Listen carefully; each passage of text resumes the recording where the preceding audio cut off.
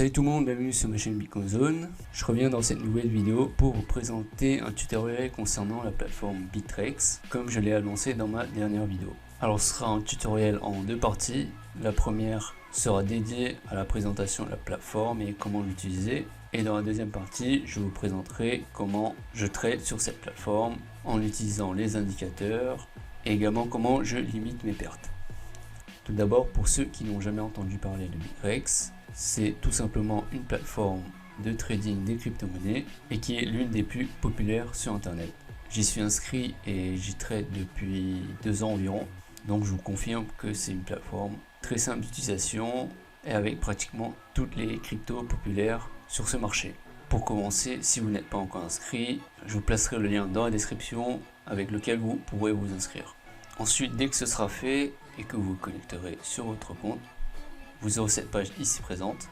Et ce que je vous conseille dans un premier temps, c'est de sécuriser votre compte en activant l'authentificateur Google.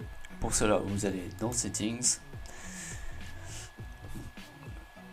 puis vous cliquez ici Two Factor Authentication.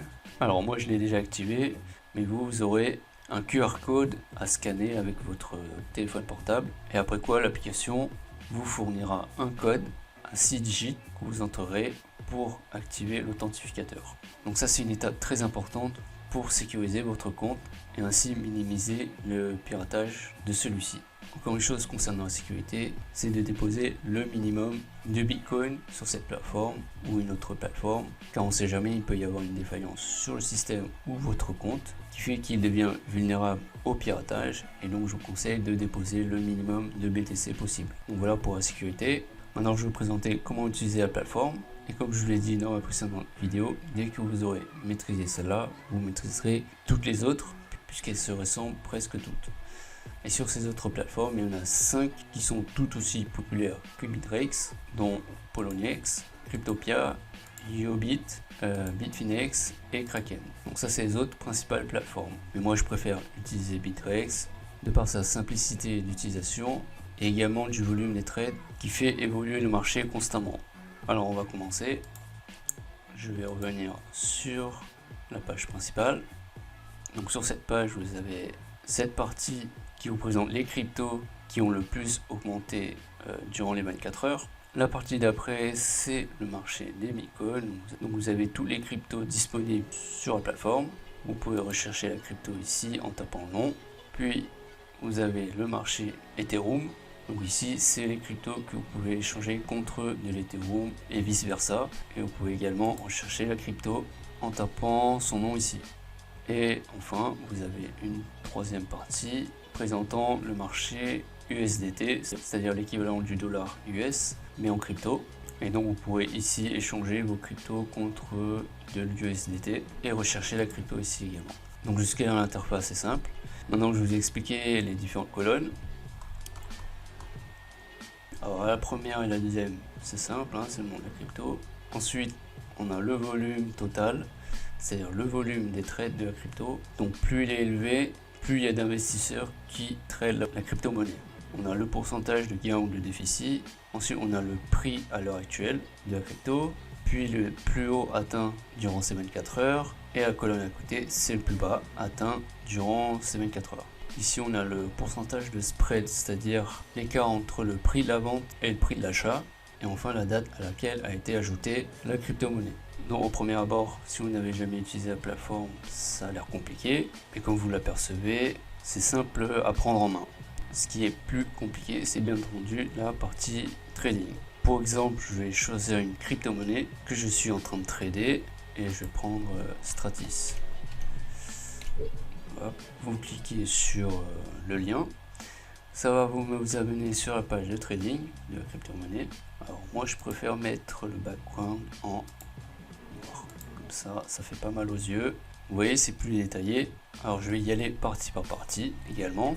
Ici on a la courbe d'évolution de la crypto-monnaie en fonction du temps et vous pouvez choisir la période en cliquant ici, soit 1 heure, ce qui veut dire que chaque chandelle que vous voyez en rouge et en vert là, ça dure 1 heure. Donc celle-là, elle dure 1 heure, celle-là elle dure 1 heure, etc. Et si vous choisissez en daily, c'est-à-dire quotidien, là vous avez une chandelle qui dure une journée. Ensuite, vous pouvez zoomer, dézoomer avec la molette. Hop, voilà, c'est simple. Déplacer le graphe. Je ne vais pas entrer dans les détails comment lire le graphique. Ça sera pour la deuxième partie, lorsque je vous expliquerai comment je trade. Après, on a cette partie. Donc c'est les statistiques de la crypto-monnaie. Là, on a le prix d'achat actuel, le volume, le prix de vente actuel. Ça, c'est le prix d'achat également. Et le plus haut durant ces dernières 24 heures et le plus bas également. Ensuite, on a la partie trading.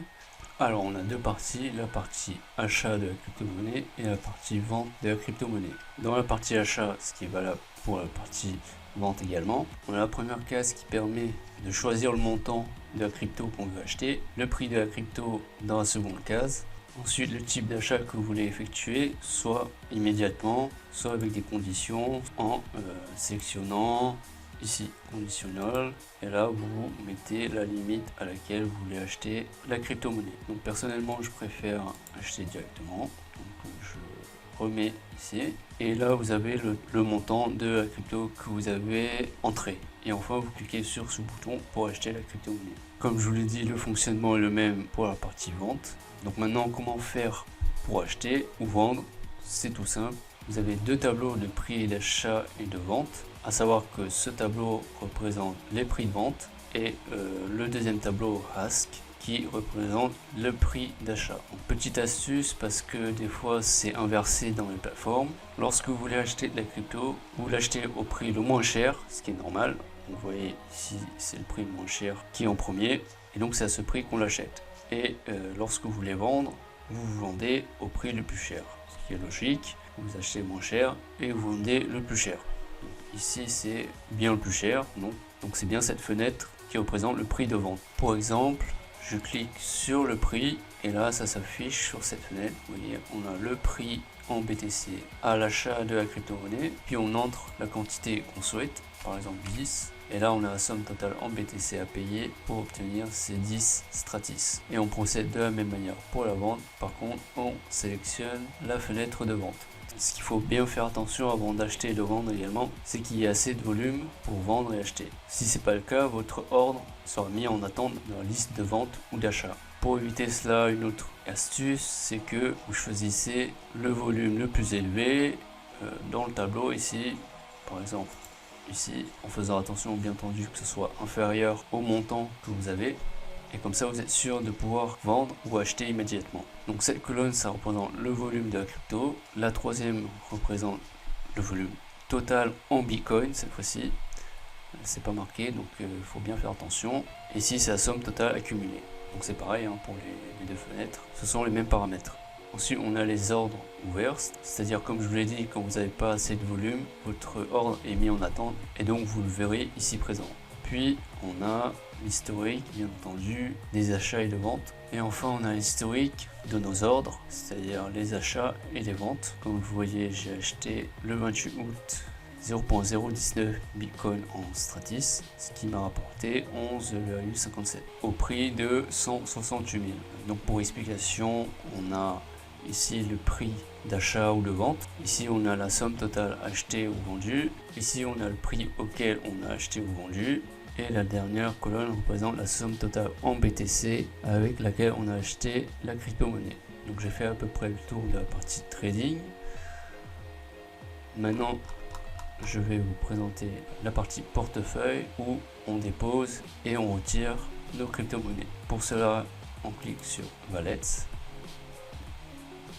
Et puis vous voyez, vous avez la liste des crypto-monnaies et la somme totale qu'on détient de cette crypto-monnaie. Ici, on peut taper le nom de la crypto pour chercher directement. Ensuite, on a les retraits en attente, les dépôts en attente et l'historique des dépôts et des retraits. Donc l'interface est simple, comme je vous l'ai dit, donc très facile à prendre en main. Pour déposer, vous cliquez sur le plus ici. Là, comme vous le voyez, il n'y a pas d'adresse, donc il faut générer une nouvelle adresse pour déposer. Ensuite, vous la copiez et vous la collez sur votre portefeuille pour les envoyer sur Bittrex. Et pour terminer, comment retirer? C'est très simple également. Vous cliquez sur le moins. Là, vous tapez l'adresse de votre portefeuille sur lequel vous voulez déposer la crypto. ici la quantité que vous voulez retirer, puis on a les frais, et la dernière case représente la somme totale retirée, moins les frais. Et enfin vous cliquez sur Withdrawal pour envoyer la demande de retrait, et ensuite le système va vous demander votre code d'authentification Google pour confirmer le retrait. Après quoi votre retrait sera quelques minutes après la demande. Donc voilà pour cette première partie du tutoriel. Et dans la seconde partie, je vous présenterai comment je trade sur cette plateforme, notamment comment utiliser les indicateurs et comment minimiser les pertes. Je pense avoir à peu près fait le tour de la plateforme. Si vous avez des questions, n'hésitez pas à laisser des commentaires. Et si vous avez pensé que cette vidéo vous a été utile, n'hésitez pas à la liker. Comme d'habitude, si vous voulez d'autres astuces concernant les crypto-monnaies, je vous invite à vous abonner à ma chaîne. Merci d'avoir regardé la vidéo. Je vous dis à la prochaine. Ciao.